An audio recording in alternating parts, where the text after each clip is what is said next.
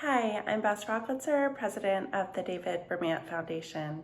We are so lucky we have James Wines joining us today. James is an American artist and architect. He is the president and founder of SITE, a New York City-based architecture and environmental arts organization. James Wines and David Vermant had a very long history and friendship dating back to the 1970s. James is responsible for creating Ghost Parking Lot, which was one of David's earlier public installations. And I'm very honored that he is here with us today. So please enjoy James, and please enjoy Color, Light, Motion, created and hosted by Victoria Vesna. Thank you for taking the time, James, and the floor is yours. The Zoom windows will be shared, and we go with your introduction to your work and also your relationship to David Vermant. We're so curious to hear about some of the anecdotes you have and just the era, that time in the 70s when environmentalism was a little bit overshadowed by pop art. Welcome. Am I on? Yes, you're on. Well, thank you, everyone, for inviting me. It's a real pleasure because David Vermant and I did have a close relationship for a number of years. And it's great to be able to kind of reminisce and also kind of talk about that whole era. So what I've done, because today to help this presentation, is to put together a little presentation specifically about that era and my own early work and my relationships with David and the things we did together, and sort of set the stage, and then we can have a dialogue and talk about questions and anecdotes and funny stories. So let me see if I can share a screen here. While you're pulling up the screen, I will also mention that my colleague and friend, Eric Fufamo, is here with us, and he will join us later. He's always joined me on our field trips to the Vermant Foundation. And here we are, Eric, again on Zoom field trips. Oh, it really is. And as I say, I think it's relevant now, particularly because, as I said, the Ghost Parking Lot is on exhibit at the Automania show at MoMA, Museum of Modern Art, right now. And so the model is there, and pictures, and it's very nicely presented in the catalog. I asked them to send the catalog. I hope they did. Okay, let me open up here. And can everybody see that? Is that? Yes, perfect. Okay. Well, as I said, the work of SITE, I wrote a book one time called De-Architecture, and really it's been about subtracting out or changing or inverting or exploring other meanings that buildings and public spaces might contain. In other words, what else can they say?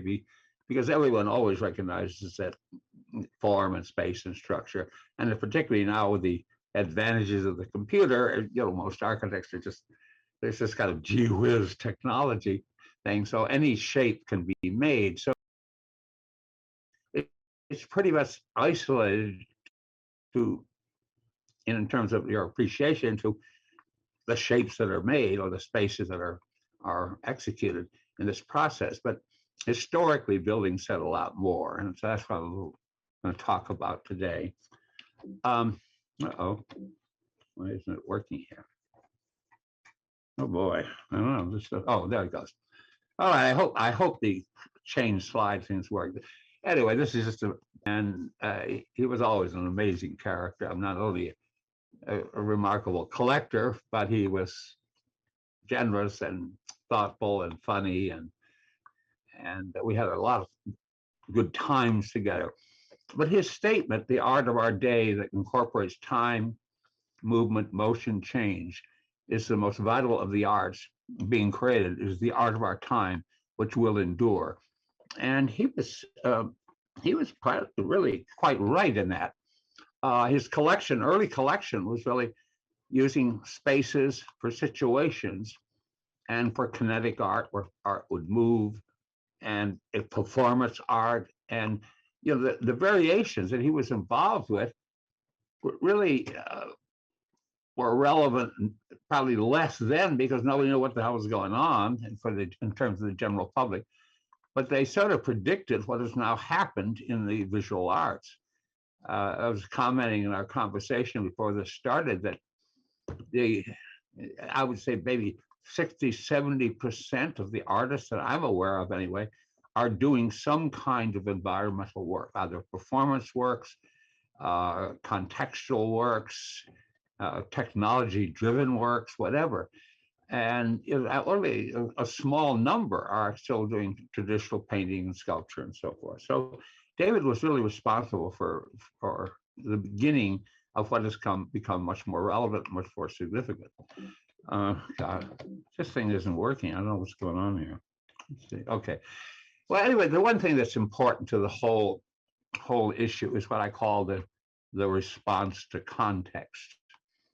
And not only that was that inherent in a lot of the works that were sponsored by the Berman Foundation, but also it sort of speaks to the world situation. And when I was young, I lived in Italy for almost a decade of my life, and every day I was confronted by buildings that communicated. Not only was the building form, space, and structure, but it was also enriched with information. You could read the building, as I was saying. I spoke to the buildings, and the buildings spoke to me. So that one thought really impressed me. I mean, you could, for example, here's just some details. But what was remarkable, the messages contained by buildings were not just praising the church. And for example, if you didn't like the bishop, you could carve him into purgatory. And so the iconography, the richness of narrative in buildings was an important part. There was this language going on. And then we were just thinking, look, when I lived in Italy, when I got back to the USA, it was still this modernist constructivist idea, which I coined a phrase, I think it's now in the dictionary, plop art, which really was a facetious way of explaining it. The art and architecture were so separated. In fact, here you can see this poor little kid is running in fear from public art. So there was this issue of what is the relationship between art and architecture? And certainly in most USA buildings, and even to this day, sculpture is the accessory to the building, and it sits somewhere. And the buildings are pretty much stripped of anything but shapes, but their own shapes and so forth. Well, again, being part of Rome, I imagine the genius of a project like this by Nicolo Salvi, where in a sense you let the entire front of the building morph into environment, but into really a configuration of the environment. So as terms of an idea, this is as radical. If you did it yesterday, it would be a radical idea for the fusion of art and architecture. Plus, as you certainly well know, the Trevi Fountain attracts 70 million people a year or something there. And so interaction, and the people interaction are intensely part of the art experience. And again, when I got back to the States and started looking at public spaces, they look like that. So there is a gap. There's something's missing when you realize that there's, and then looking at public space, these are all the familiar ingredients. It's obviously the massive slab of concrete, or blocks for seating, or park benches maybe, or lollipop trees and public art. And then of course, if all else failing, they put a little fountain in here. I always think these American fountains always look like guilty urination or something to me. It's really, they aren't really saying much. But at any rate, what I began to realize when I got back, I was still a sculptor when I returned from Italy and doing more or less modernist sculpture, abstract art, that artists like Henry Moore, and I'm not talking about the actual content, aesthetic content of the work. I mean, he's a significant artist at least, but the kind of committee work, like if you had no imagination whatsoever, you always put a Henry Moore in front of your building. He was the kind of the ultimate plop art that you would use. So here on the left here, you can see I came from an environment where I've been living for a decade, where buildings were enriched. The sculpture was a building, the building was a sculpture. I mean, they were enriched by iconography. And I returned to the kind of this situation where the art is just a plop art in front of the building. In fact, the funny thing is, let me see if I can get rid of. Can I get rid of this thing? Here, I can put it down here. So something in my screen here. I was teaching at various universities when I returned, and I was teaching architecture and environmental art both, and talking about the fusion of the arts and everything. So one of my openers, I always give a kind of an opening presentation, and during that presentation, I would talk about things I didn't particularly appreciate. And so I would give the students a warning that if they're in my class doing a building or a public space or whatever, and if anything on their desktop looked like anything in this picture, they would fail the course. Well, you can imagine, blood drained out of their faces and everything. But my idea was essentially, let's not just do plop down art. I mean, let's think of other ways that art can integrate with its environment. So, talking about public art, I would often make a very good rationale for when people in the streets, when the citizens have no way really of achieving their own identity, then they achieve their identity with graffiti, which is exactly what it is. It's a form of public art. It's a clandestine, and it's considered defacing buildings. But the bottom line is that it is in fact public art. It's kind of an ultimate public art. So now I'm going to talk a little bit about. My mouth gets very dry, so I have to pat it once in a while, kind of loosen it up. Anyway, I'm talking a little about the beginnings of sight. And I'll talk about in the 60s when I lived in Rome and when I was doing sculpture. And I did start with what I call shape making, form making, just like architecture now. I was sort of a neo-constructivist in influence, I guess, to do that kind of work. So I was welding, and this is the boy sculptor welding away. In studios, I had studios both in New York and Rome at that time, which is unbelievable. It shows you the gap in real estate value. But again, I was building sculptures that look like this, combining steel and concrete. So they had an architectural edge to them. And there was something about them that was architectonic. And that's all that black hair, unbelievable. I'm standing there, with some of my large concrete and steel sculptures. At that time, sculpture was not supposed to be on a base, so you hung it from the wall or from the ceiling, or it rambled around the floor. We were sort of trying to get rid of the base of sculpture. And so these are just examples of the kind of work. I was doing a lot of public art, because architects always like the fact I did organic shapes, and they went well with geometric buildings, kind of simple division. But it was very much formalistic in my sensibility, and I was doing, as I say, public art all over the place. And then I got more in the late 60s. I began to get much more interested in the environment, kind of integrating with the context. So I did a lot of models and drawings and projects that were more integrative in the sense that they weren't all in one place, and somehow the sculpture and the landscape and sort of fused together.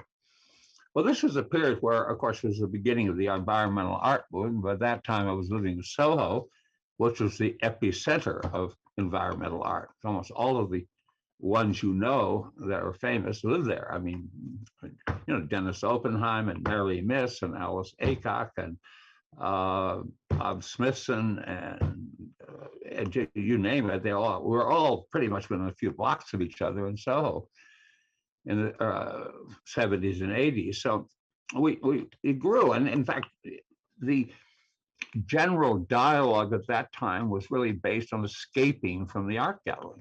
And here's a statement by Robert Smithson: art galleries and museums are graveyards above ground, congealed memories of the past that act as a pretext for reality. So that we had this rebellion against, the idea that, yes, you walk into an art gallery and there's paintings on the wall or sculpture on pedestals. That's art. Oh, that must be art because you see all the lights and the people handing out catalogs and stuff. So you're predisposed, you're conditioned. Oh, well, it must be art if I'm in an art gallery. And I think the core of the environmental movement is, well, why not art in the land and art in the streets? Like, Bob Smithson's Spiral Jetty. Why not art out there?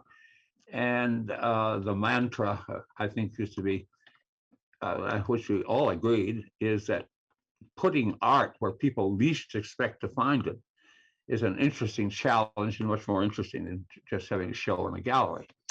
So the environmental and radical architectures, having lived in Italy, I was connected to the radical architecture movement, and being back in New York, I was connected to the environmental art movement. So I put them together, I fused them together as friends and colleagues and dialogues and symposia and everything.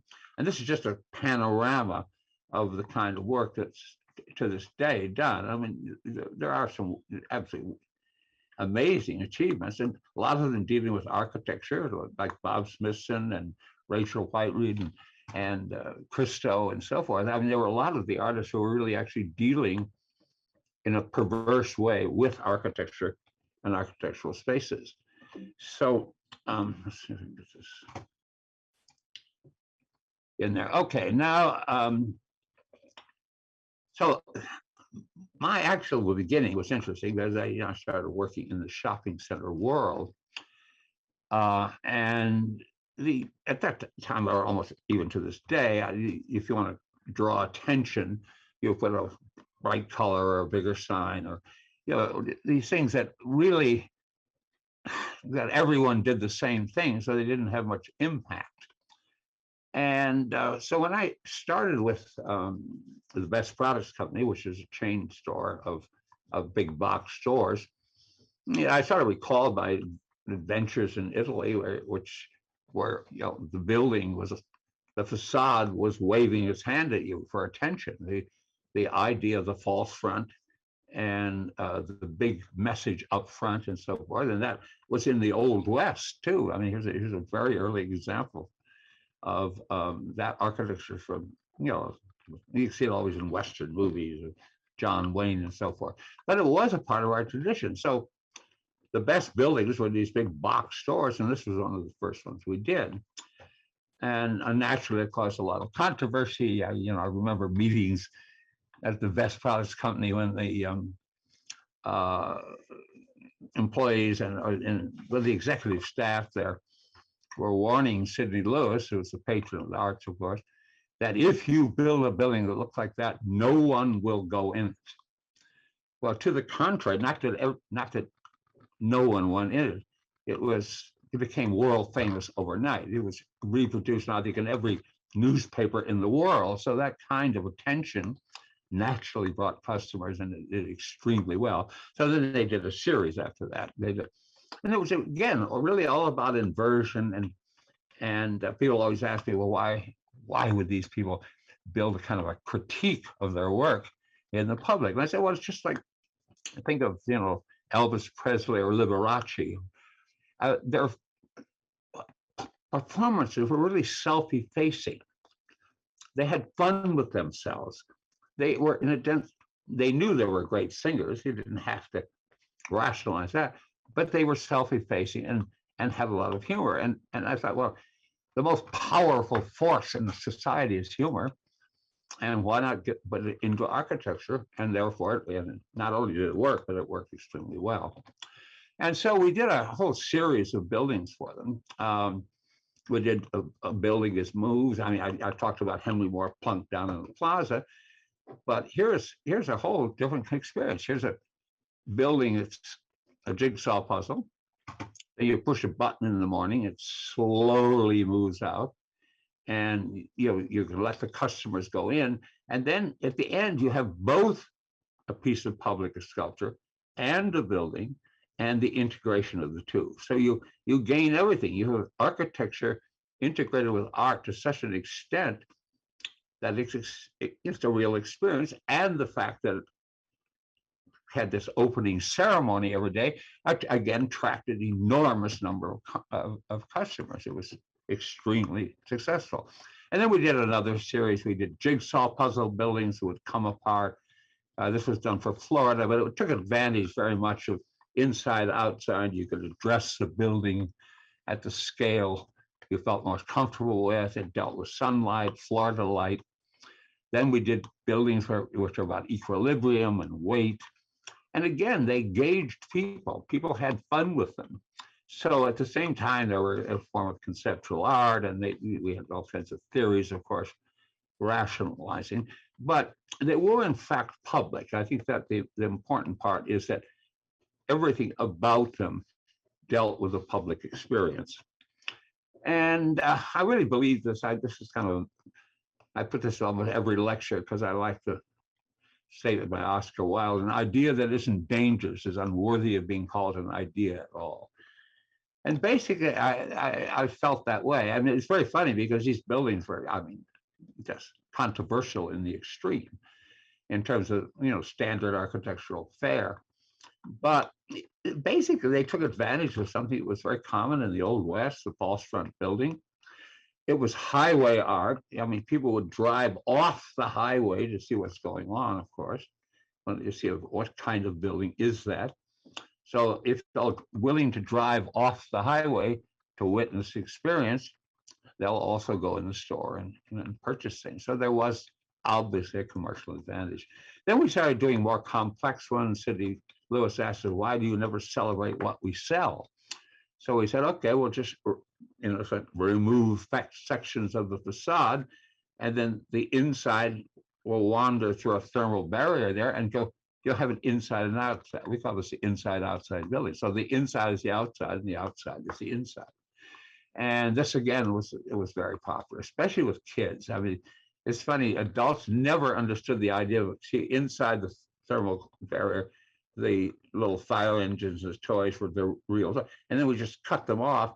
And outside, actually a sculptor, a remarkable sculptor, casts all of these objects, hundreds of objects. He casts them, so we had these identical toys on the outside that could weather and everything, and they were in the inside as well. This was a pretty elaborate project, but you could see there's children responding to it. And in fact, the toy department here was so successful that Toys R Us next door was going to sue Best Products for unfair merchandising or something. It was a very funny story. And all they did was use imagination, which of course is everything. Anyways, it also was, this building in Paris by Centre Pompidou is also a formalist version of inside and outside, but it's crafted like a modernist building, whereas our building was obviously really inside and outside. Well, then I began to get interested in green design, social, psychological, contextual ideas. And I wrote this book called Green Architecture, which really was putting the art into architecture. And a building, if it's green, it should somehow demonstrate the fact that it is an actual advantage to the environment in some meaningful way. So one of the first ones we did for Best was a forest building where actually it was a beautiful forested area, and they were going to be refused by the building council in Richmond because they were going to take away the trees. So we said, well, why don't we just incorporate the trees into the building? So the building and the forest are one and the same. It's sort of like nature's revenge. And I would say this is probably, it has to have been one of the most successful shopping centers ever done, because what happened is people would go to buy the merchandise. So they go from outside to inside, but they're still outside to go inside. And then they would bring their lunches, and then we'd have these crossways where they could sit there and enjoy the shade. And as Sydney always said, well, they always remember something else that go inside and buy something else. So there was an integration of the people's action, their preference for being in nature. But it was also green in the sense it was shaded all the time. They saved a lot of money in air conditioning just because of the trees for shading the building. And then just for fun, it was on the hillside, so we decided to make a terrarium where you could see above ground and below ground. So it wasn't just landscape architecture on the surface, it was above and below the earth. And in fact, I did very kind of enriched drawings. They became fascinated with this overground. We'd done inside, outside, but this was above and below ground. And it was nice because the kids would watch little insects and moles and everything inside the wall. You walk up to the building, and during the summer, you could see all sorts of activity. So the one thing that occurred to me in doing all of these, and it's my mantra of the day, is having this economy of means. You're really thinking economically in every respect, that you don't have to spend, as they're doing now, hundreds of millions of dollars to make elaborate computer-generated shapes to make an attractive or interesting building. You can do it by an economy of means. And I, for example, Marcel Duchamp, when I was a student, was considered a marginal figure in the history of modern art. Picasso, of course, is a big hero. And today, if you look at the whole art world situation, one would have to admit that the economy of means inherent in Duchamp's works has dominated the art world. And he's probably considered, if not as much, as even more so, an influence on the direction of art than Pablo Picasso. So things change, times change, and we are in the post-pandemic period going into an economy of means. If you can just use trees and very simple architectural forms to make a statement, then why you don't have to say more. You've already said a lot. But anyway, yeah, clearly, by the time I was doing this, I was really not doing this anymore. I was not really installing pieces independently. And again, I'm not commenting, this is not a comment on the internal aesthetic sensibility or qualities of the artworks. It's the attitude which they're put there. And I wrote a book called The Architecture, and I explained it very simply. Exclusive language of private art is not interchangeable with the inclusive language necessary for public art. The failure of artists to take these differences into account has left American urban centers pockmarked with endless examples of sculpture produced with this inside sensibility masquerading as an outside experience. Such works fail on two levels.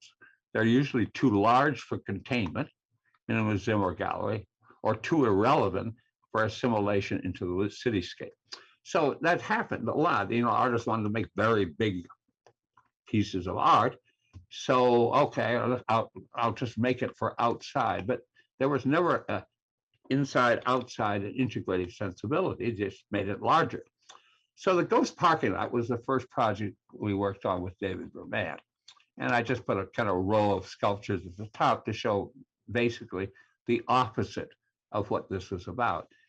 And the main element here is, of course, a commentary on the automobile and kind of inversion.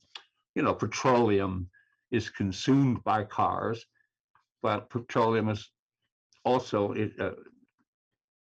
asphalt is a petroleum product. So asphalting over the cars they're not consuming the gas anymore. The petroleum is consuming the car. And so that was a kind of inverse, humorous part of it. But it was also the idea that you couldn't possibly take this work of art and put it in a museum or a gallery or anything and without destroying the meaning. The meaning was totally intrinsic to the place. It had to be in this location to have communication. So it was yet a controversial piece, very controversial. You know, children, of course, loved it, and a lot of the adults couldn't figure it out. They didn't know what was going on, but it didn't really scare people away, and it certainly wasn't plop art. And it had its own attraction. And these are some of the sketches and drawings that I did to begin with. And as I mentioned in our earlier conversation, the Ghost Parking Lot activism of art as I speak. It's on show there now, the model and some of the pictures and stuff. So, and actually the Museum of Modern Art owns all the drawings I did for the project and the model, which is showing right now. So here's a plaza, Chamac Plaza before the Ghost Parking Lot. Here's bringing the cars in. And yeah, I recall when we were dragging the cars in, there was a high school next door, and a lot of kind of unpleasant students were coming over and warning us they wanted to wreck the cars or steal them or whatever. So we had to have guard duty on to protect all the cars. Then one day the students came back and we were burying the cars. Well, you know, any self-respecting vandal knows when they've been outdone. And the amount of respect that those students showed us from that point on. I mean, if I said the word coffee, 5 kids ran and got me coffee. I mean, it was incredible. And it was simply because we were doing something they couldn't possibly have thought of. We were burying a shopping center full of cars. And the process was interesting. Even the process while we were doing it became international news. We had reporters coming from London and Paris and everywhere to see this whole process being done. So it was, I think David approved it. He had fun. And, you know, people were donating their cars. And one woman donated her car with all of the artifacts of her son, who had died, I guess, in the war, Vietnam War, and all these artifacts were in the car, and she wanted his car in the parking lot. So it had sentimental value, psychological value, physical value, and art value. And it appealed to young people, of course. I mean, they just occupied it in all their inventive and imaginative way. Sadly, over a period of like nearly 20 years, it wasn't maintained really well, and it needed, you know, some attention, and so it kind of grew plants and everything. Sort of, I thought a theme I loved is nature's revenge, and I was always telling David, "Oh, come on, just let it grow in, just plant more and let them be all covered with vegetation." But it did take away. This was kind of the pristine version of the Ghost Park, and by the time it had disintegrated to this extent, without much maintenance, then they took it away, and it became a blank parking lot again. But both Robert Smithson and I liked the idea of kind of entropy in art, where it has a certain life for a while, and then you have the memory of it. And of course, in the digital age, there's endless memories. I mean, I would say if you just type ghost parking lot into Google, you'll get an awful lot of memories of that project. Another project we did for David was the floating McDonald's, and this was an interesting because David was kind of arguing. Actually, it was on one of his shopping center properties, and it was a prime corner, and actually very near the birthplace of Ray Kroc. So Ray Kroc's anniversary was coming up, and McDonald's wanted to celebrate Ray Kroc by having a special building, something special. And so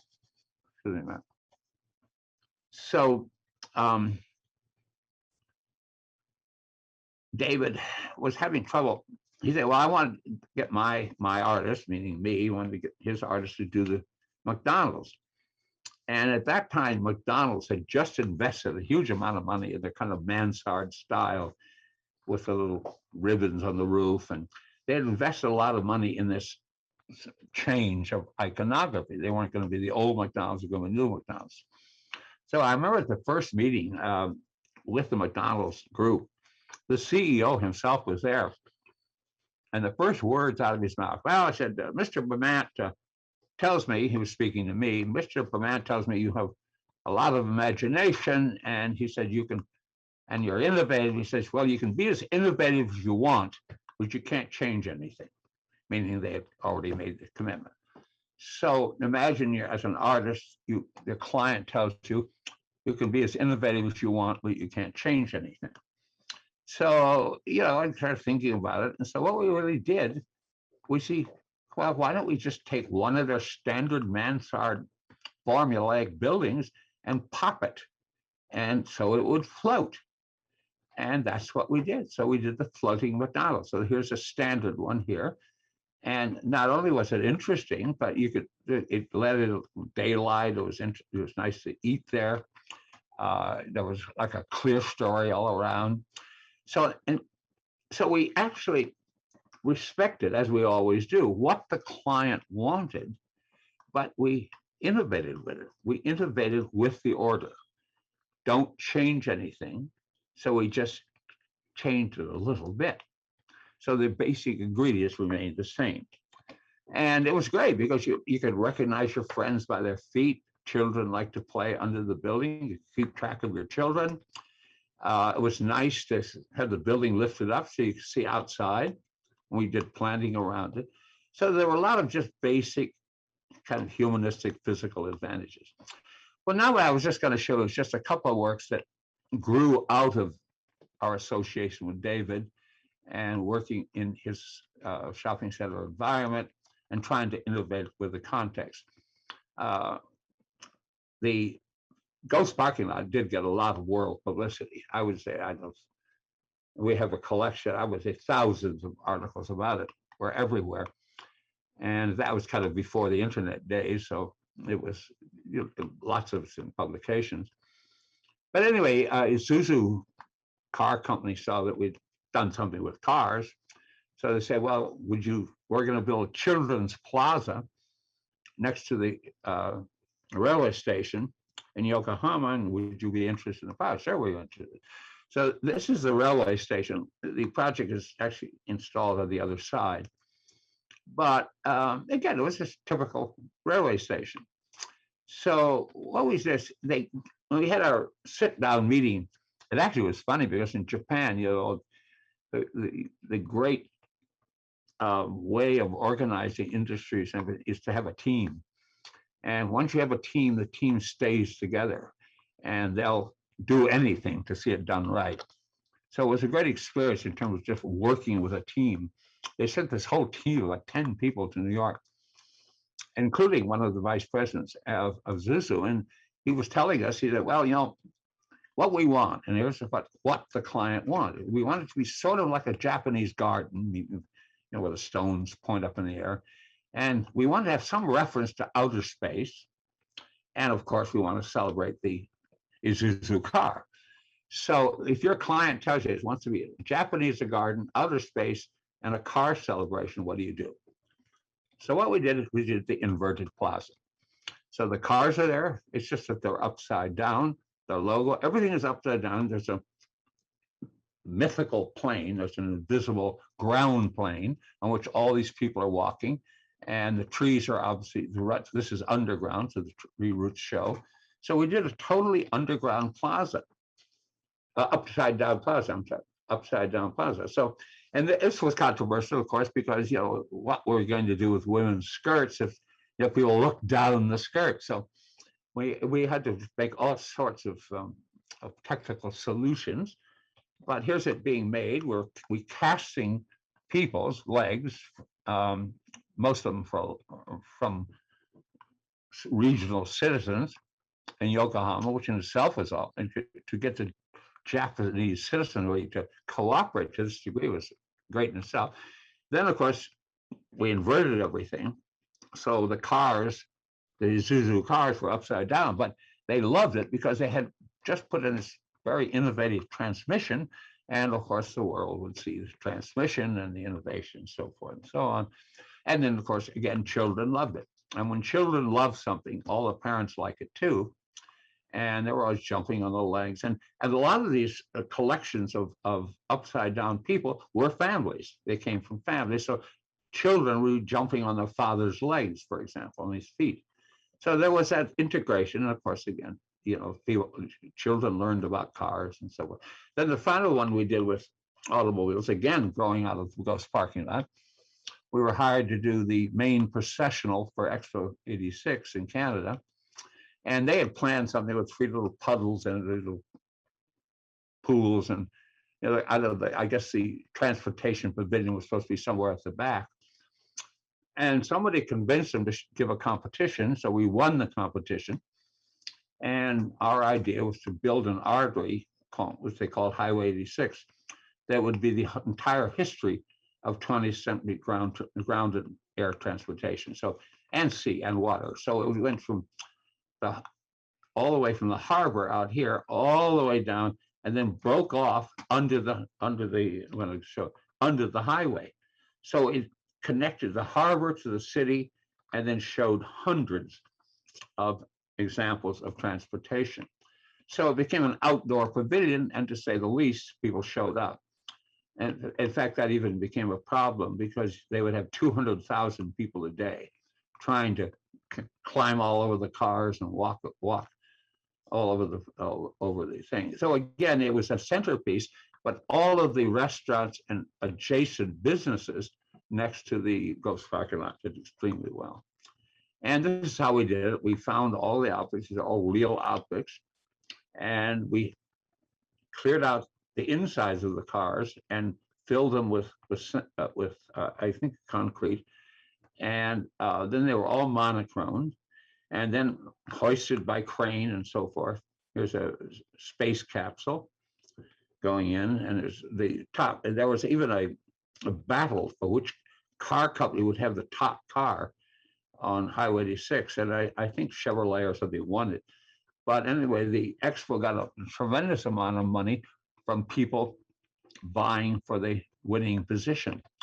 And there we had, and the thing about Highway 86 that was interesting, by being totally monochrome and becoming a background, people looked good to each other.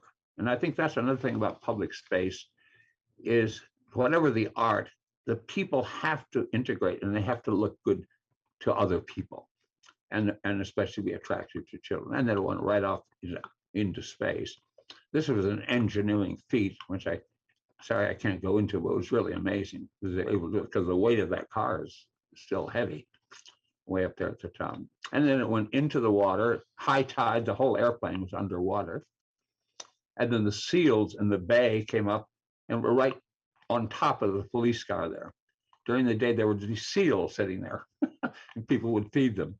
And then in the middle of the whole thing, there was this big space where we put a lot of ground vehicles in the pool, in the water. And then there were performance artists doing work. There were a lot of performance artists who occupied it for special events and so forth.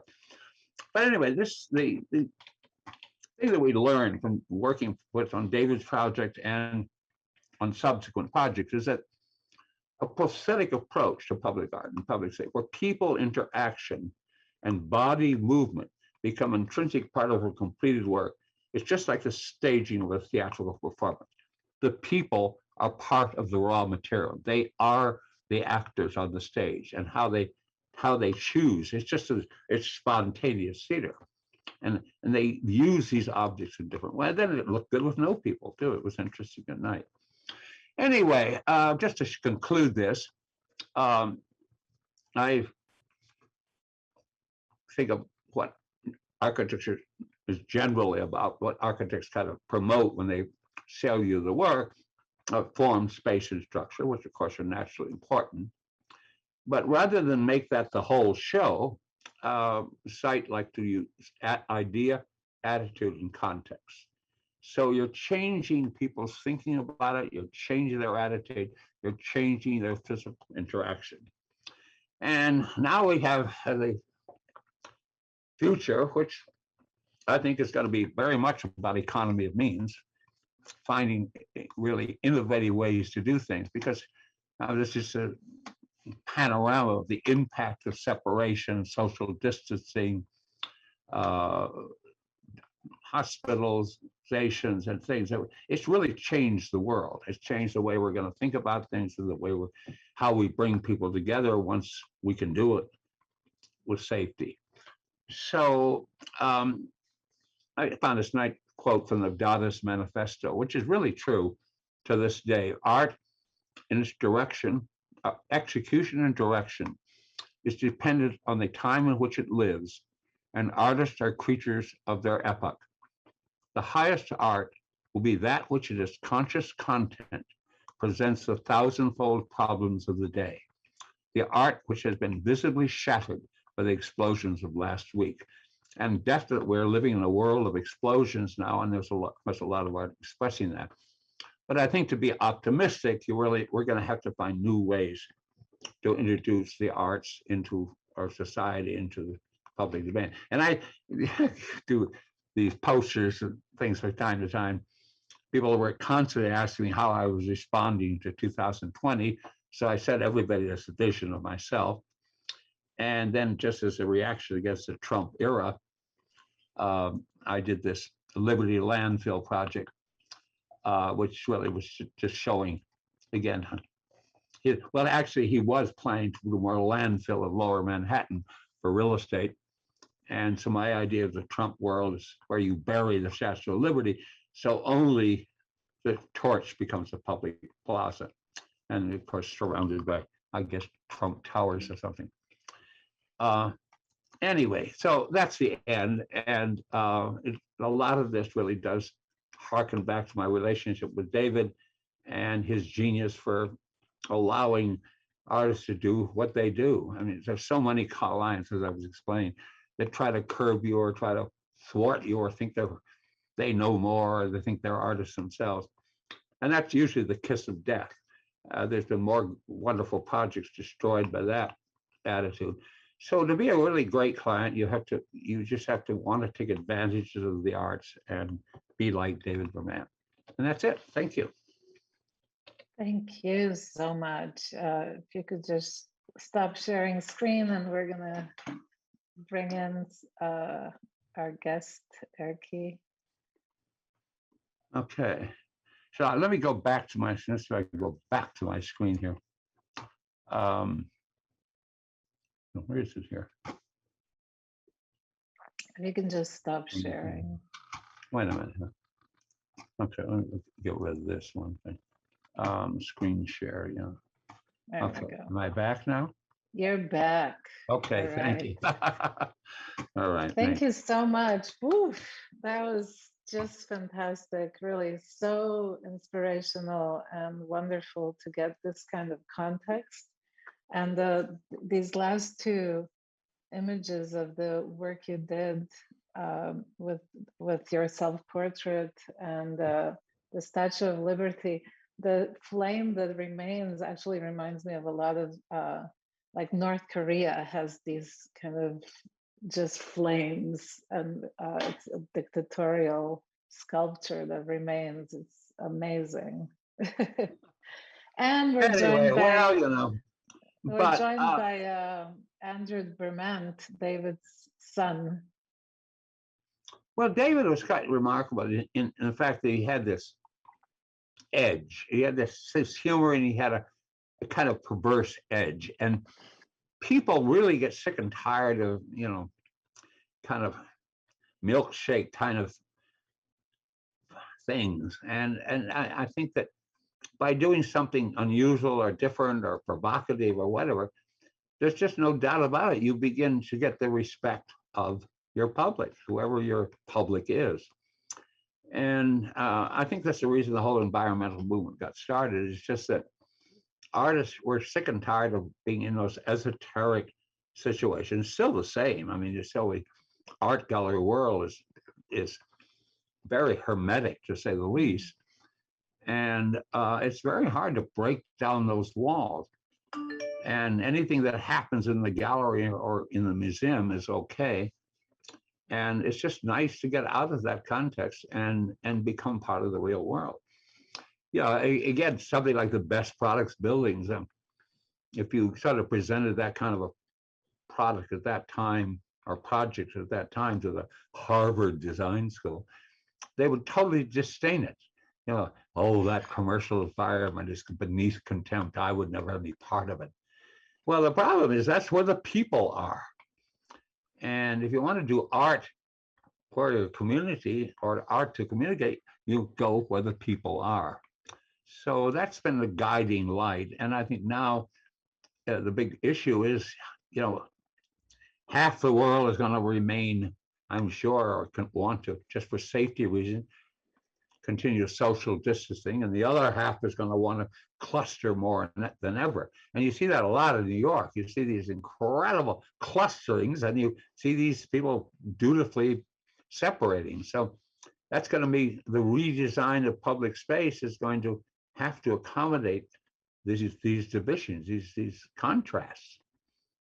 And I think the age of, you know, aluminum towers or titanium towers and endless glass surfaces is got to come to the end, or we're going to commit suicide as a species.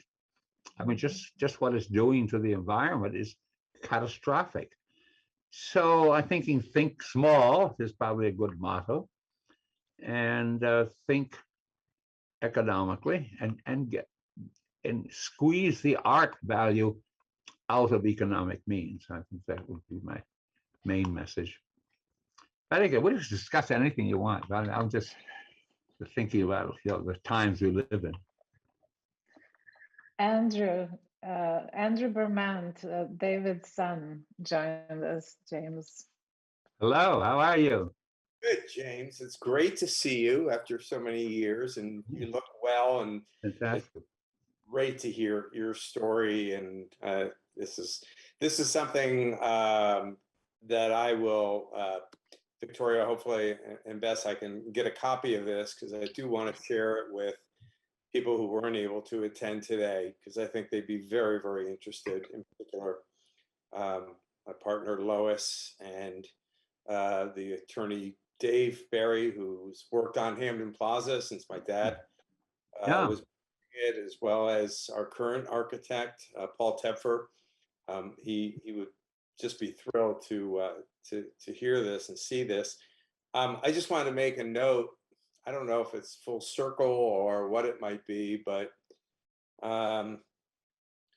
what has come to replace the Ghost Car parking lot, or what is being constructed right now to replace the Ghost Car parking lot, is a drive-through for Starbucks.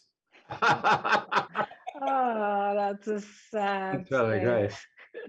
That's funny. And you know, when I explained to them that they were taking the site that the Ghost Car parking lot was at, they were actually kind of surprised, and they thought it was very interesting. So I actually sent them the images of the Ghost Car parking lot. So Oh my gosh. Oh God. No, I never had any contact with Starbucks. We've worked for a number of different, not only McDonald's, but you know, a number of different restaurant chains and things. And then in Seville, we did that, you know, the centerpiece for that big expo there, and it was all restaurants. So it's interesting. I'm surprised. It's interesting who contacts you and who doesn't. I mean, I guess we're considered so radical or something, but it is interesting that if you really want people to show up, and that's your advantage to your business, there are so many interesting ways to do it that have to be geared to their psychology. And you know, I've actually, as a person, I rarely go to Starbucks. You kind of pick up a coffee and leave, and they don't seem to be contextually sensitized. I mean, they do the business very, very well. Obviously, they're successful, but I think they could do a lot more in terms of gravitating, especially outdoor dining now. I'm just waiting for the outdoor dining craze to come. It was always in Paris. I never went inside to eat in a restaurant in all of my years of going to Paris. I always sat outside, winter, summer, it's an outside place. And now New York is just like that because of the coronavirus, which is, of course, a tragedy. But at the same time, the influence has been to improve outer spaces, and they're getting nicer all the time. They're getting so, they're more conducive to people interaction. They're understanding how to heat them, kind of economically without, destroying the environment. They're convivial in the extreme, and then these interior spaces, they enlarge the kitchen. So it's things like that that change. So every catastrophe isn't only a catastrophe. It often kind of grandfathers good ideas, or brings them back, or brings them into different focus. Because when I first got back from Italy, I ate all the time outside. Again, you never sat inside. You're always sitting outside in the street to a dinner or cafe or whatever. But when I got back to New York, there was no such thing. You couldn't have an exit. You couldn't have seats on the street.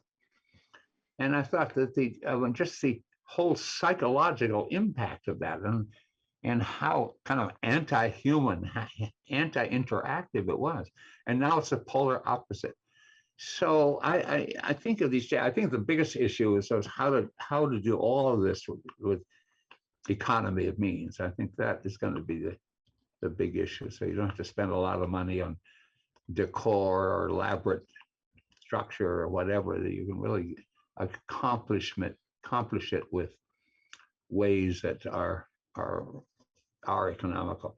Again, I'm interested in what they're going to do. All these skyscrapers now, they're empty. They're going to have to try to convert them, for example, to residential. That's the big thing. But their whole infrastructure and inner systems are not. The plumbing is not set up for residential living. So just think of all that. How do you do that economically? I mean, they're just huge issues that are looming. So I think that since I talk almost exclusively to young people, as I mentioned before, I think there's going to be this period of young people coming up with some remarkable ideas. I think we should be listening to them. I hope that's the case anyway.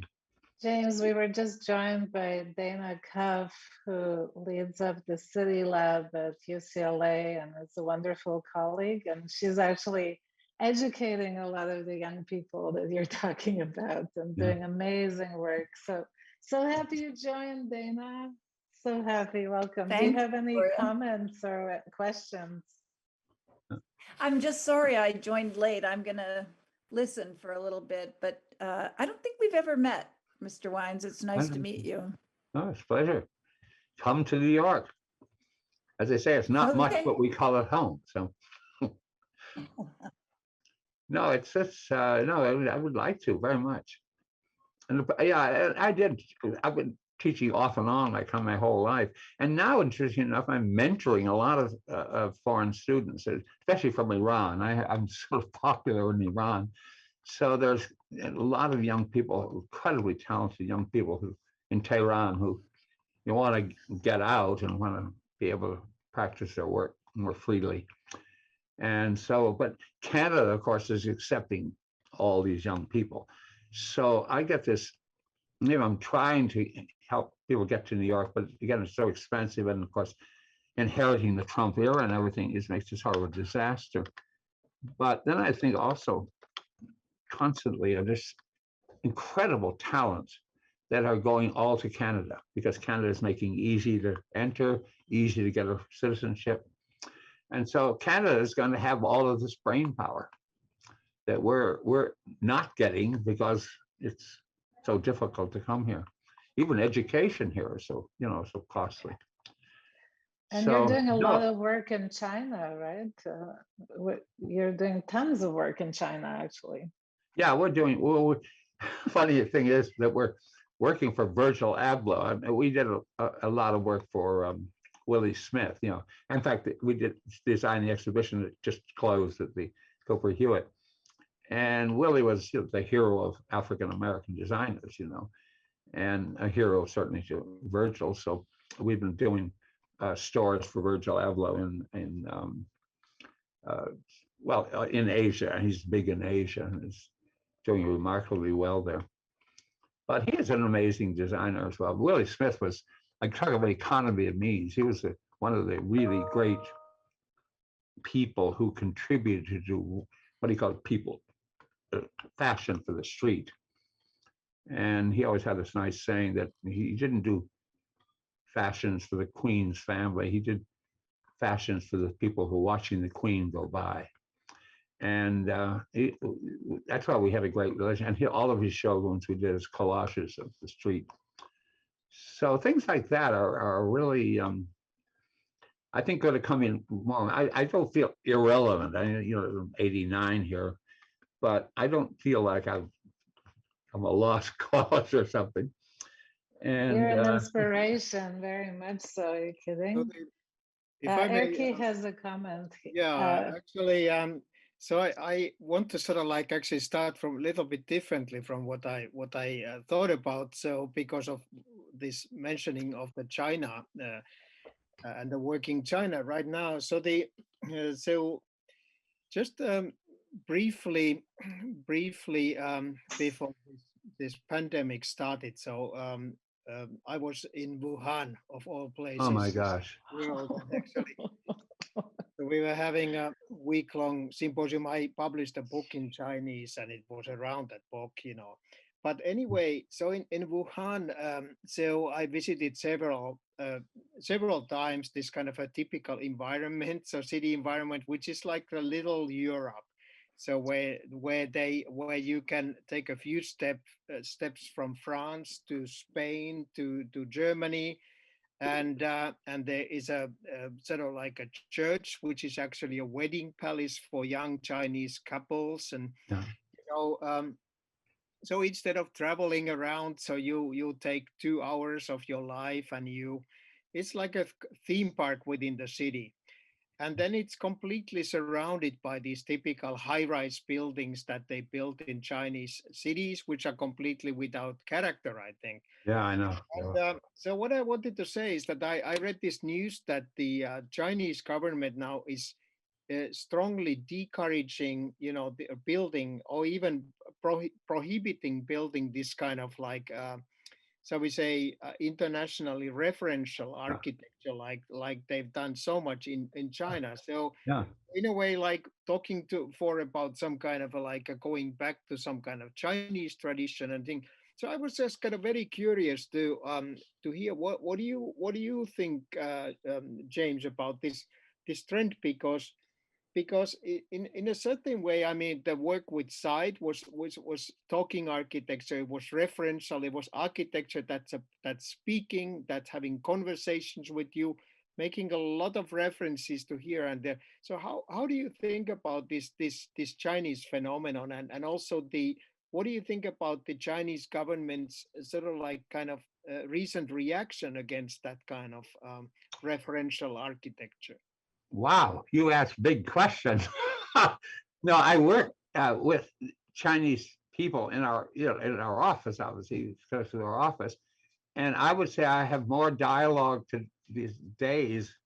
One particular person who worked for us and now works for KPF, but she's a remarkable young woman, and has. I mean, I think all the American architectural firms are working completely in China. There is that threat. I mean, they've done some of these ghastly high-rise cities that you're right, they just have absolutely no character whatsoever. And they were having all kinds of social problems. And people who were moved from these hutong areas, the traditional way of living in smaller towns, by changing their lifestyle, they had suicide problems. They had people throwing themselves out of windows. So obviously people, need identity. They need their own identity celebrated, and they need something to identify with in the public domain.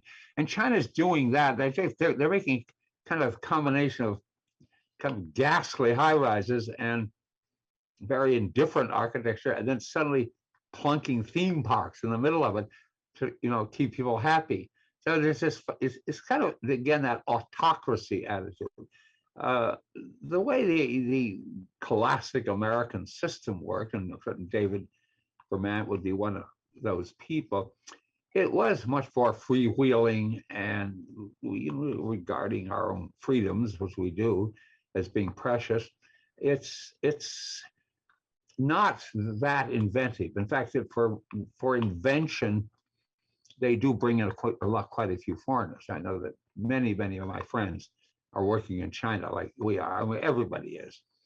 And I always had this kind of eerie feeling that we're all going to be moving there or something. I mean, they seem to be so successful between a kind of combined capitalism and autocracy and democracy. In other words, I think they have these kind of fuzzy areas in which you can find a way to insert yourself.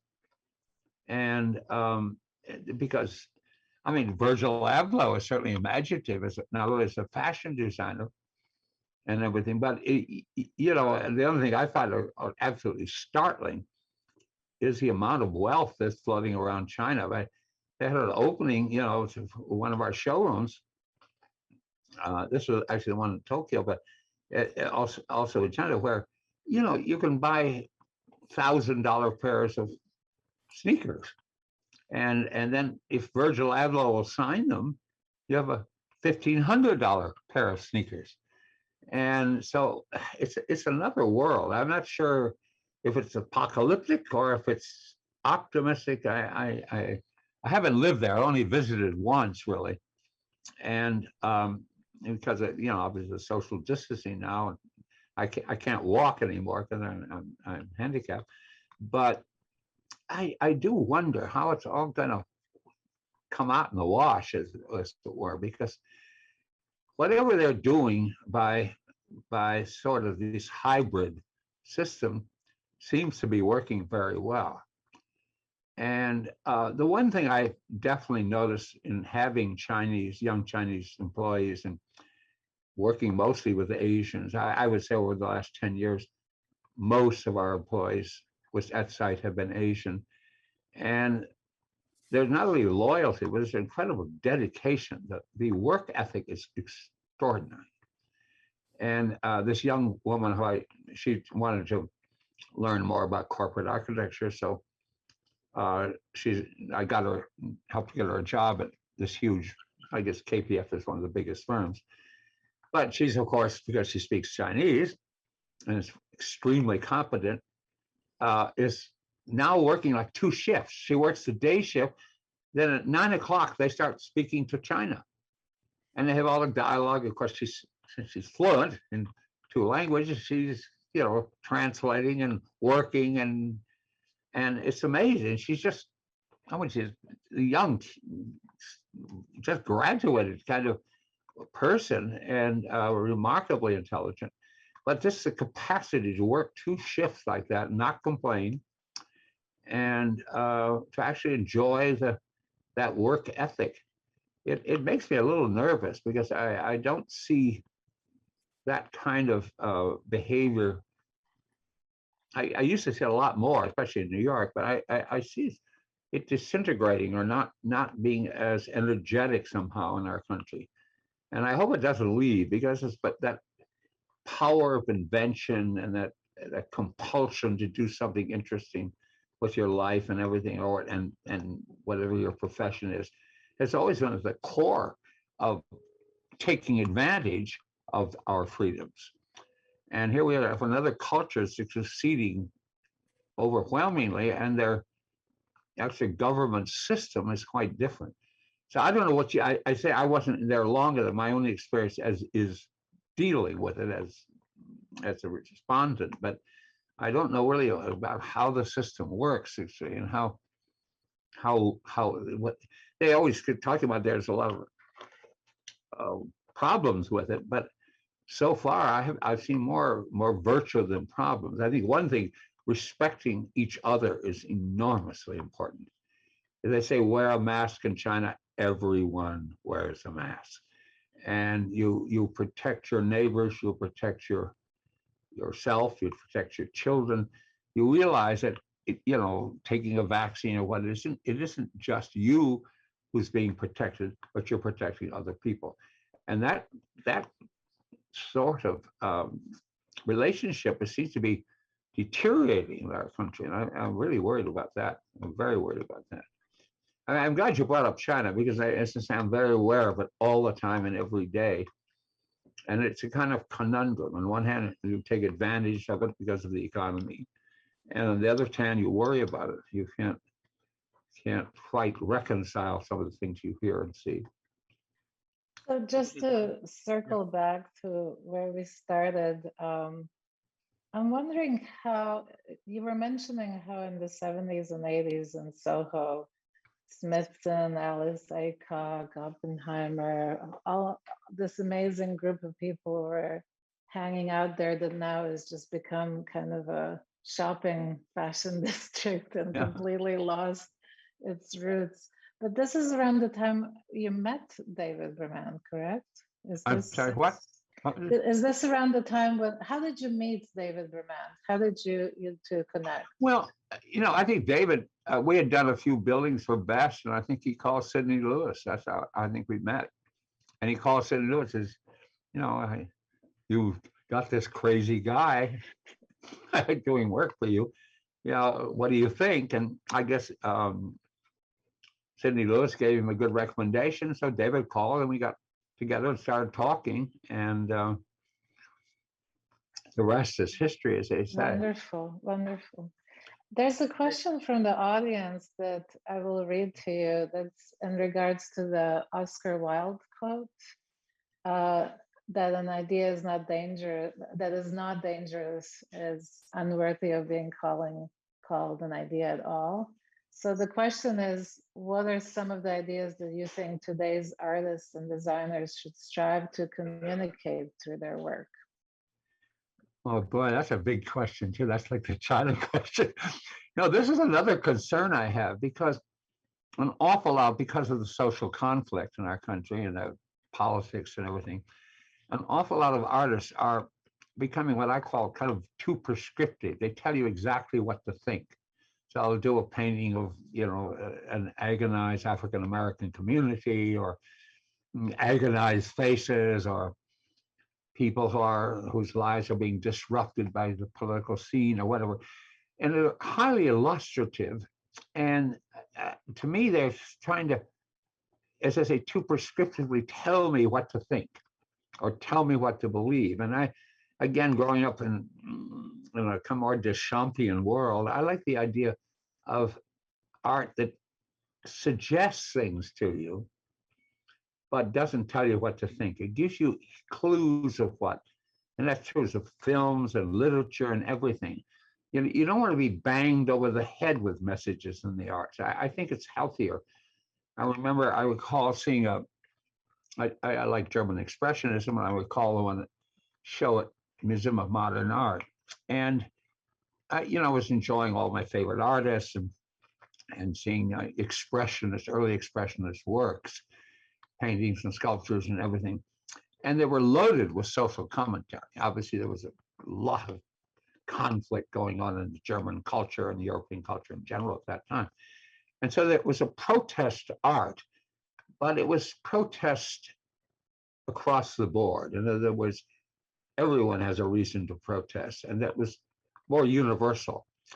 And then strange enough, it turned the corner and all the posters became anti-Nazi, anti-Hitler, anti-fascist sort of. And as they became more specific, I could understand why, of course, they became less powerful and less communicative as art. They didn't engage you other than just punch you in the nose. A poster is supposed to have a punch, but it's also, I think, supposed to have the quality of making you think about the whole thing, the whole picture. And so by being that way, I think a lot of art has that quality. And I approve of obviously, I'm very interested in the fact that it's taking up social and psychological and political causes. But I hope it doesn't get watered down into something that's so specific that, oh my God, they're saying that again. It's like bad movies that pound you in the head too. You don't want to see the message too many times. You really want to see the invention of the art, because one of the biggest problems with artists joining political movements and things is that they really don't understand. It's like wanting to be, neo-scientists or something, or they don't understand, the public sensibility to that broad an extent. They understand it from an aesthetic extent, from a personalized vision of their art or whatever. So I think they should stick to the art. I believe that people should they can embrace everything. I believe very much in integrative ideas, of course, but they don't have to be prescriptive in their statements. And that's the only thing that bothers me the most about them. I hope it doesn't go on forever, because the whole conceptual art movement and the influence of Dada surrealism and all these incredible movements, which all had their grounds in protest. Somebody said, quite wisely, that most art is an angry act. I mean, it starts in some kind of protest. You're either protesting against, as I was, plop art, or public space, or you always want to either improve something or change it, or so there's always a protest element. But it's just how specific can it be before it's not a good message or not a viable message anymore. Yeah. So Dana, you have something to say, I hope. Yeah, well, I was thinking about the best store where you buried the cars in asphalt, and that being a political statement, really, and wondering if you see any architectural conceptual art that's, say, responding to what we're always calling our existential crises now, global warming, or even the affordable housing crisis. Do you think there's a way in which not prescriptive, but this kind of like provocative work has a role there, or is that a completely different? Well, it depends. It's a funny thing is that when you look, I'm doing a lot of archival work now, of course, because for the museum collections, and Avery Library has taken all my written photograph works. I mean, so I've been doing like 2 years of archiving. And it's interesting when you look back over your life, and I must say that the things you're most proud of are usually things where the context fits your ideas the best. And if you push it too far, or you're out of your own depth or whatever, they usually are failures. They usually aren't all that good. And it's funny because in many ways, this kind of self-critique that goes on, and you do it all the time anyway, but this is pretty vital in the sense that you look at your own life. And sometimes I go back and I find something I drew up or proposed or had an idea 20, 30, 40 years ago. And I think, oh my God, that was really good. Why didn't I do more with that? That was really good. Then you find something else and it's like cringeworthy. Oh, you say, oh my God, how could I have been that bad that day? What was I thinking? So I think it has a lot to do with what it is. If somebody gave me a low-cost housing project to do, and I felt that I could handle it, that I could really make a contribution, certainly in materials and economy and ecology and all that, I have a lot of knowledge, and I could contribute in that respect. Whether I could contribute an idea that would enhance that environment, it probably would not be one of a critique, like a commercial world or something where it's kind of open sesame. It's like, again, going back to Liberace or Elvis Presley doing critique. They were critiquing not only themselves, but the absurdity of their whole performance industry. I mean, it is sort of absurd. And they were showing how exciting it is on one hand, but also how absurd it is on the other. And I feel a little bit like art about that. I see the good and the bad together. But whether you can go into real social issues and help, I'm not so sure. Because I've always been driven somewhat by the context that evoked my disapproval or inversion sensibility or whatever. And, I would say that I've done more environments where people sit and talk and eat and communicate that way. So I would say more in public spaces. I think probably my best contribution now to, like poor neighborhoods or they would be probably more in the public space to me, making the streets and making their context more interesting. Mhm, That I could feel I could handle with real integrity. mhm. Creating community, really. Yeah, creating community, working with the community. And before we end, I would love to say hello to your lovely wife, Chris. Oh, where is she? around? She always goes to sleep when I'm talking. I can't figure that out. Kress, come here. You're supposed to be here. Where are you? She's coming. She's coming. Oh boy. Well, because of the COVID thing, I'm not. I don't have a house or a residence anymore. I live in an office, so everything Oh, here. here she is. Oh Hi, God! Chris. Well, I had to give up my loft in Soho, and I was always separated. I always had a workplace, and then I would go home. Now it's all in one place. So, and then my wife is always behind me criticizing. So here There she is. behind you. Yeah. Now you can see why I invited her to give us a little Anyway. bit of a light. So, Chris, just one question to you. Did you have a chance to meet David Vermant? Well, Oh, of course. Yeah, tell us one little story. well, he doesn't like kiss you on the cheek. When he would meet me, he'll lift me up above the sidewalk, like very Hollywood style. And then he would kiss me.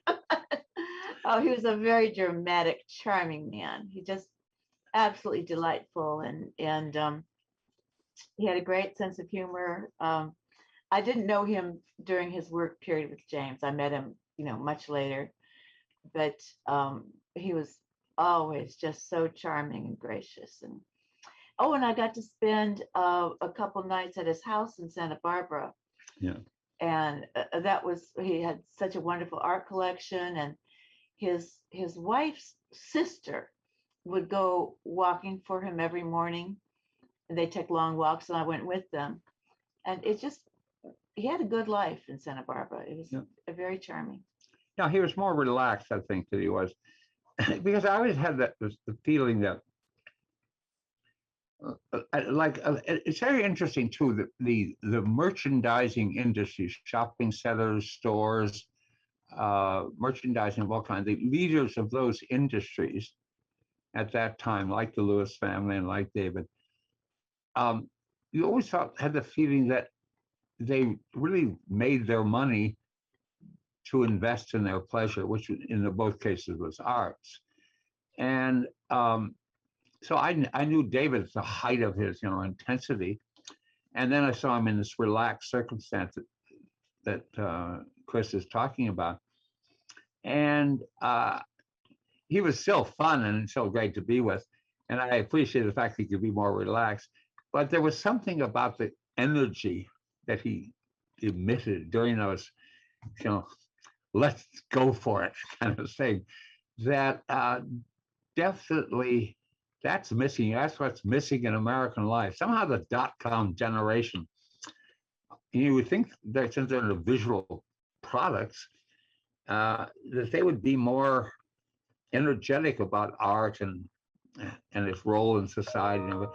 No, not that much. There are a few, but they're not, I don't get that kind of feeling or experience that I had in the early days, during the 70s and 80s.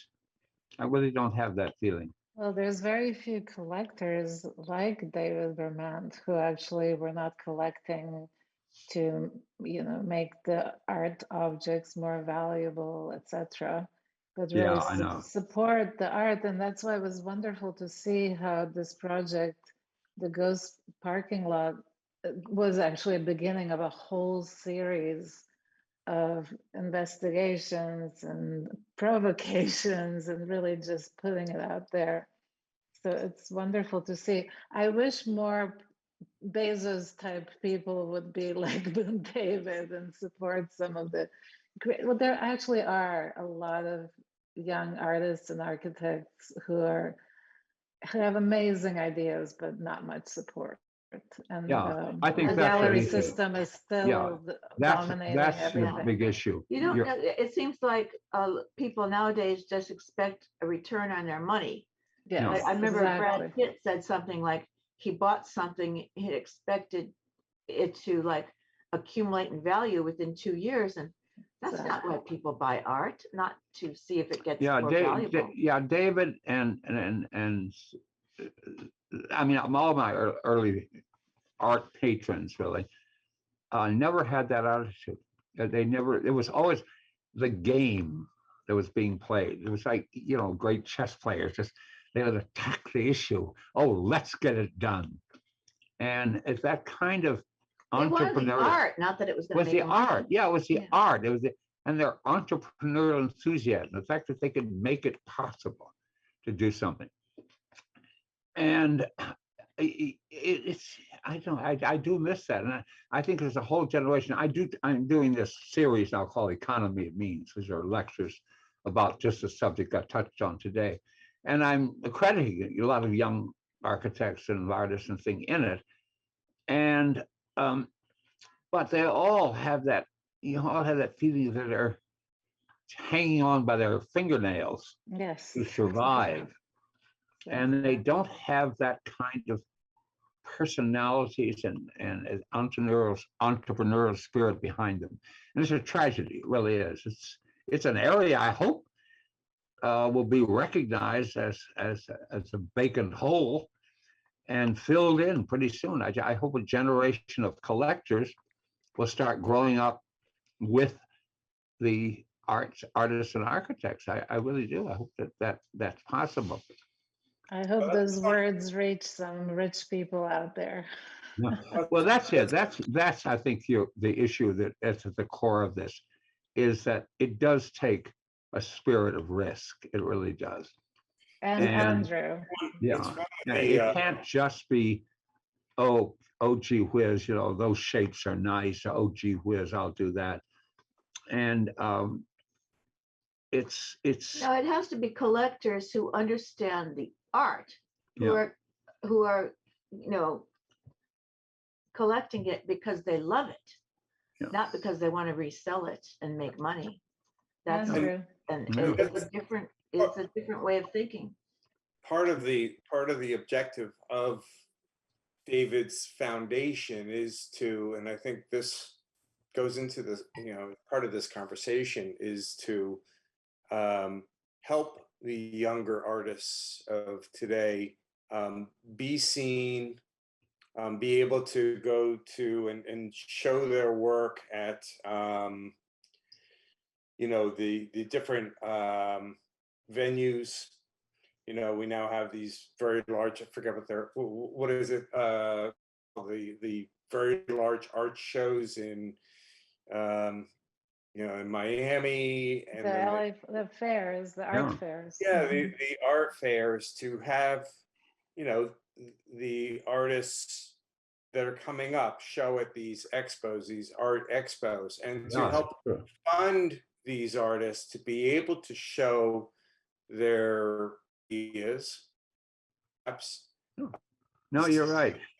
Well, there are opportunities. Obviously, these international art shows are more prevalent, but well, both the Lewis family and David both had that give it back, meaning that they both established foundations, both established places for art, and where new art was invited to come in. The Lewises, for example, built a wing on the Virginia Museum. It's a quite elaborate wing.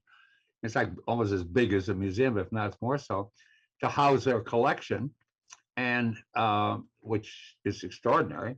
And then set up a fund to always continue to buy new art. So it's always adding to the collection at all times, which is the way to go. And I think David had the same intention, same thing. It's got to go on, and new people will come and they're going to need help. But And I think it's also very much about building the relationship with artists. So you met him, and then there was a piece, and you had a friendship, and it was like he was more interested in that dialogue with the artist than possessing the artwork or sponsoring the artwork.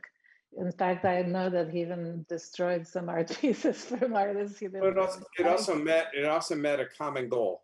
And the Yes, common goal, exactly, which exactly. you talked about earlier, it met the common goal of getting the art out of the museum.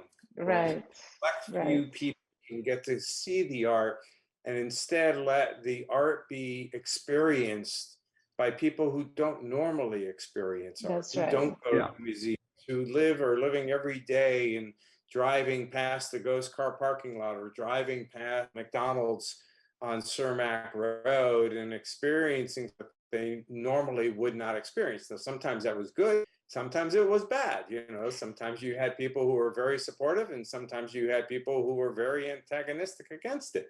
But it spoke to taking, and I think this was part of probably the Lewis's thought process, was removing, taking the art out of the galleries and putting it yeah, into the public realm where people could really experience it. yeah.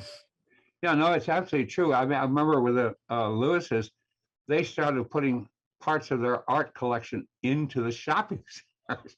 It was really risky because they had some incredibly valuable works that go to that collection, but they started doing that. And then they were sponsoring it, where the communities where they had best practice representation, they would sponsor art exhibitions for local people and had a foundation that actually did that wherever their buildings were. So they involved the community and the people, even amateurs in the community, to gain appreciation. So it's a really good thing. It's a core of all of this thing. There's thinking a lot about survival these days. There are the essence elements of survival: eat, sleep, and I guess reproduce. David was very much about community too. I mean, I was Yeah. only there that one time, but I know that he was constantly having, groups of people, interested arts people, and even school children coming by his place to see his collection. And he had such a wonderful collection, but he shared it as much as he could. Yeah. No, he Absolutely. had that way. The thing though, I see sort of missing though, and I guess it's part of the digital world where you can't get a human being on the telephone anymore. Is the fact that it's so digital, it's so virtual that you don't have that contact with the human condition anymore. It's because a lot of it is the people who actually sponsor this kind of work and sponsor the arts are in themselves a phenomenon. There's something about that kind of person and the immediacy of it. And we're having a Zoom dialogue right now, but if we were all in the same room together, I think we'd feel a greater intimacy. Now we'd have a glass of wine. We'd have a glass of wine. We were doing all kinds of stuff that we wouldn't. It's just not possible anymore very much. So we're in the post-pandemic world, or mid-pandemic, a friend of mine says. It's not even post. And you ended your talk with how the world is changing, and it really is. We can see that a lot of socializing is happening online, but the socializing that's going to resume in physical spaces will change. And I think it's a huge opportunity for public space, actually, because it has to be more distance, more space. And these closed spaces will become harder to keep up. So there's some hope. I can see it already with the students who came back, our graduate students, to work. It's such a thirst for physicality, for touching, for creating works that somehow really are the opposite and yet they're able to promote this work online much more widely and internationally. So hopefully this kind of physical virtual balance goes in the right direction. Yeah. And even what we're doing now, we can't get together physically, and it was so wonderful to meet with you and eat and talk. But at the same time, the message is out there, and what you shared was so fantastic, and we're so grateful. Thank you so much. Well, thank you. I really appreciate it. Yeah, you're right. We do have this incredible advantage of all this technology, is actually what we're doing right now. But at the same time, I don't want to see the complete absence of human contact either. It's because there are nuances in human contact that you can't transmit electronically. There really are. So Absolutely. well, hope for the best. We live at the very bottom of Manhattan. We live near Battery Park, so we have a view of the Statue of Liberty, and so we're way down at the bottom. And it's very quiet here, but it's mostly families with young children, very young, and dogs. And James is probably the only person in a wheelchair, but it's very nice down here. Yep. And it feels like old-fashioned New York. It's so quiet, and peaceful, and nice. But if I haven't even been to Midtown in maybe 6 months. I don't go that far outside of our neighborhood anymore. It's very strange. Okay, Jay, here we are. Anyway, thank you so much. Thank really. you so much. Thank you. Really, really wonderful. Okay. And good luck with all the exhibitions and the Museum of Well, Modern I Art. hope everything goes well. I mean, And I will make sure that all the students will, if they were not watching this live, so they will watch your wonderful lecture afterwards when it's posted. So it resonates so deeply, I think, with these issues that we all are coping with right now. It's astonishing what the link and connection and bridge between those moments in time this was able to create. So that is amazing achievement in every sense. yeah. Well, I hope we can continue this dialogue too. I hope that we can just what you're saying. As I say, I'm comparing all these talks for all different places, but I hope we can continue, because I think the dialogue is what made Soho. That would absolutely made the environmental movement, and we should do it. We just Let's do it. I have to tell you, as a student, going into an exhibition of Smithson changed my life. It was just amazing to run into something that's outside of the museum idea. So we should, we'll take you up on that, James. Well, I'm doing it for. The funny thing is like everything goes back to the art gallery. I seem to be doing it for museums There you go. these days, and it's so funny because in a way my whole life has been spent getting out of the museum, and now I'm back in it. But it's again talking and films and videos and stuff like that, and being asked to be posed in front of something on display, which is like the polar opposite in a way of what I stood for. But go figure. Well, at least you changed the viewpoints of that crowd, and that's important. Okay.